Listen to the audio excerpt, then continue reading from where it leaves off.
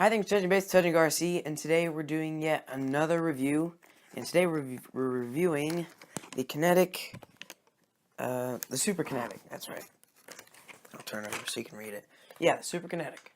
So, yeah, let's look at all the specs, and I'll tell you what I think of it.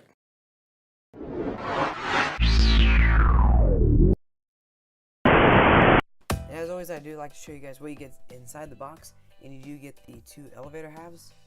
You also get the main wing and the fuselage. And assembling it is incredibly easy. You just slide one half of the elevator through and slide the other one to receive it.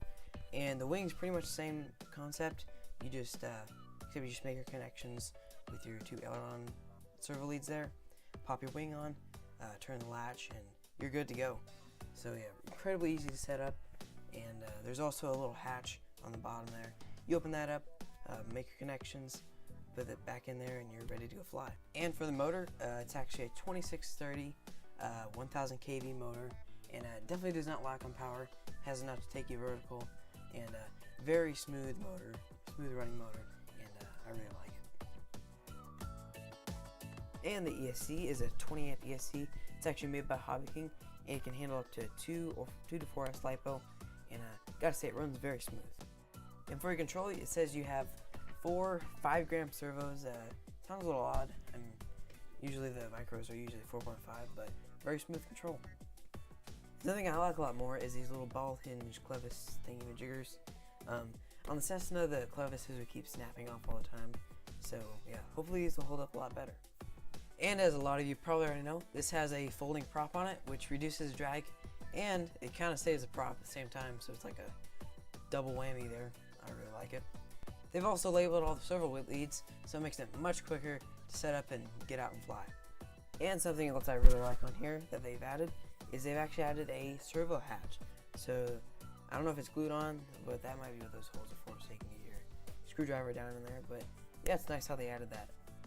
And as far as hatches go, you have one located on the nose right there for your battery, and it does require an 800 milliamp 3-cell battery. And there's one located right on the belly there. It's for your receiver, and you can make all your connections, and it just makes it a lot easier being able to access it like that.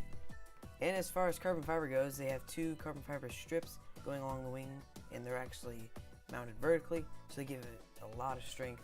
And as you can see right here, it's not flexing one bit at all. And for the Kinetic on the hinges, they're molded hinges, but I gotta say, they're very well molded hinges. They're very strong and rigid, and I think they're gonna last for quite some time. And they've also added some tail skids to reduce the wear and tear of the grass that nobody likes.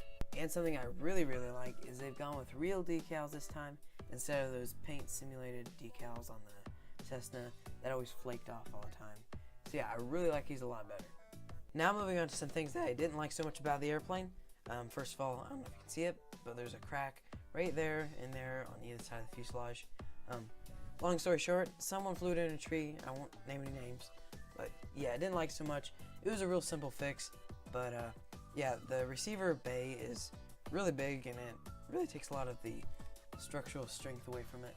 So yeah, apparently it doesn't like trees so much. Another thing I don't like so much is the battery bay. It makes it really cumbersome to let alone get a 800 milliamp 3-cell in there, and it also calls, or it says that you can run a 4-cell in this, but good luck trying to get that in there. So there you guys have it. There's my review of the Super Kinetic.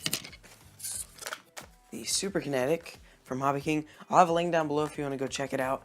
And yeah. Oh, and stay tuned for next week as well when I go to do the part 2 review of this and fly it and tell you how it flies and stuff.